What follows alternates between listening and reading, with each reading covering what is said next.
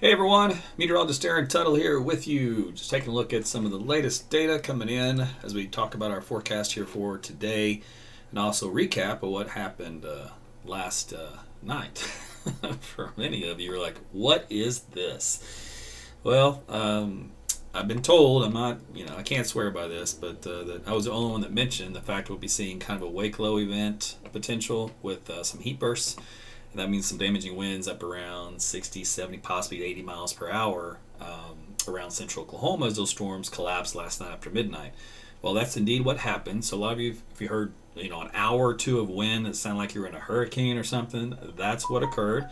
So we'll show you what happened with that in a minute. There's actually a post on my Facebook wall if you haven't seen it yet. And you can post your location and your damage photo if you have one, and then what you saw or experienced. And there's a lot of damage out there. Okay, so let's get on with it. This is the reports from the Oklahoma Mesonet. So this will not be all inclusive nor conclusive as far as every report out there. It's just where all they have these stations at. And these stations, there's several miles between each one. MECO probably grabs your attention. That's a wind gust of 77 miles per hour. So again, that's kind of damage rating that a small tornado can do. And there was a lot of those scattered about the metro, points east. Choctaw was hit hard. Parts of the western side of the metro was hit hard. So not all these numbers are representative of what happened out there, but you can see at least many of them around 50 plus miles per hour. What happened in the particular MECO is kind of a neat deal here. You see this little line right here. This is the temperature line. This is around, let's see, there's 10, 11, 12 o'clock, midnight. Watch how the temperature goes from 70 up to 80. So you're like, how does the temperature increase 10 degrees? That's a heat burst. And then here's the wind associated with that, where the wind gusts up to 77 miles per hour in that time frame. But there was plenty of winds up around 40 or so as well. So that's what a heat burst looks like when you look at the Oklahoma Mesonet station data. It also drops pressure quite a bit too. But so I posted that also on that Facebook post, also on Twitter. So if you follow me there as well. Now the Storm Prediction Center for today has a risk of severe weather, but it's a small one. It's up here in far northwest Oklahoma and kind of a sweet spot in the model data. And this will need to be dragged just to the south a little bit, I believe. It might be extended back to the east, where we talked about it last night, and I'll tell you why here in a minute. But right now they keep most of the focus of tornadoes, wind, and hail into Kansas and Missouri. But I do believe we'll still see that potential around here. And I'm going to tell you about that why here in a second and explain to you how that's going to work. All right, so here is a look at the dew points. I think this is going to be key for tornado genesis this afternoon and evening, assuming any storm can break through the cap. So we're going to focus on an area out in western Oklahoma and eastern Texas panhandle. Now what you're going to see here is a highlight where dew point values get to around 70 degrees in this little county over here in the eastern Texas panhandle. And this little stretch of high dew point values extends from here northeastward up along a developing convergence line here in northwest Oklahoma. So this will be the zone we'll watch for storms to develop. Now you see these pockets of green here? That's where the air is mixed out and the dew point values have dropped from a favorable value in the 60s, maybe even the 50s.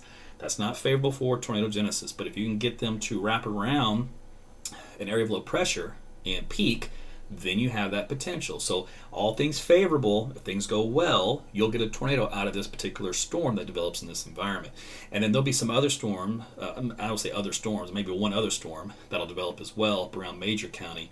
And again, this environment here will have to congeal for higher dew point values to create that scenario. So that's what we're focused on here for today. So it's a very low risk as far as both the probability of the cap breaking and storms developing. But I am thinking we're going to get one or possibly two. And then with that, as long as the dew point values can pool, we're going to look at a couple of weak, short-lived tornadoes within this. Here's a look at time. You can see these supercells blowing up here across the eastern Texas panhandle. There's that secondary one bubbling up south of Woodward and then moving east, northeast as well. That one kind of vaporizes. If anything, that will have some hail with it. And the southern one would have possibly a better shot at producing that tornado, again, because it needs those dew point values. If it doesn't get that, and again, we don't have that great convergence, that won't happen. And the clouds will be too high based, and the tornado won't happen. So it's not a guaranteed, it's still a lower probability, but it's there. It's there. And this is those kind of events that can sneak up on you if you're not paying attention. Those storms will grow east in the evening hours and then vaporize close to midnight, but then still have some residual thunderstorm activity over central Oklahoma then quiet overnight. Then watch for some storms on Friday that'll move through across eastern Oklahoma, and the models are getting excited about Friday afternoon and evening. I'll have more about that later. This has been wishy-washy as far as placement and stuff goes, but we'll see about that potential later on. There's at least some more severe weather. All right, so here's another look at one of our high-resolution models. It kind of has the idea of a split cell configuration, one to the north and one to the south, kind of hugging I-40, on the north side, moving east. So again, this would be probably the most likely one for a tornado, but I couldn't rule one out here if a secondary storm were developed, as long as it's not too much of a left mover. Left movers are very hard to produce tornadoes. A right moving storm is much easier. Here is a look at the sounding forecast in that environment. This is why you really have to have that moisture pooling, because the LCL is up around 1,100 meters. All right, that's typically a little too high, but the shear is very decent, but it is weak in this 700 millibar frame of 20 knots all up to about 500. That's good news. That means tornadoes cannot get that strong typically, and they don't last that long. So there's a couple of weaknesses there. Otherwise, hail sizes could be anywhere up to golf ball to tennis ball size across Oklahoma. So that's some pretty good size hail, and there would be a low end tornado as far as that is concerned. But there'll be some big storms should they develop and break the cap. All right, last thing I want to show you, second to last, I should say. So here's a look at the significant tornado parameter. So you can see how it kind of peaks here across this little spot we're looking at in far western Oklahoma and the eastern Texas Panhandle. This is around 6 and 7 o'clock this evening. Now what happens is in that environment, you see how it kind of increases as we head toward the midnight hour a little bit out here. So there's going to be a little window, it'll be the late afternoon, early evening window where that environment is favorable again for a brief weak tornado.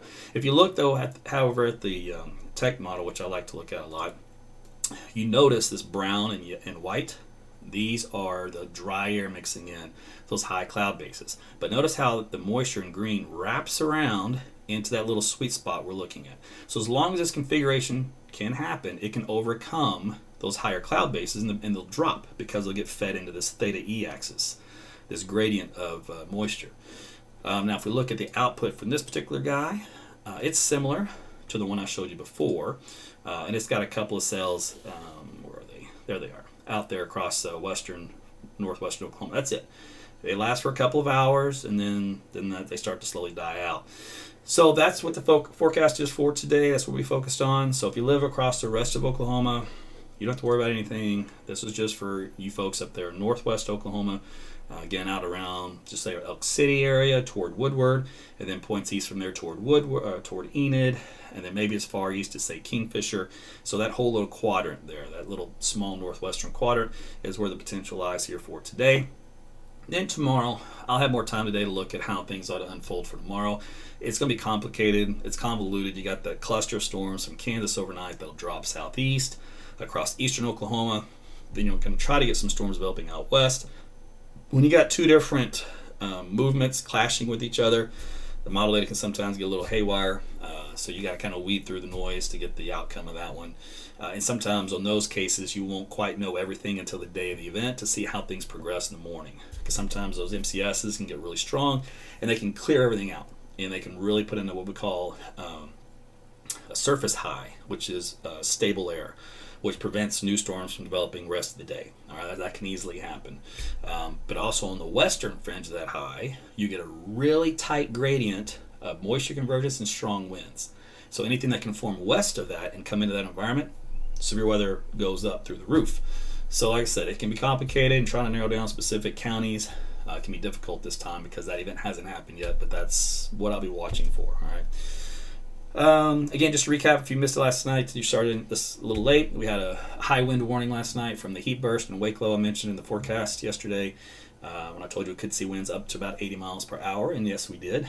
Someone sent me a picture, a radar image around Choctaw, where the radar estimated winds around 100 miles per hour.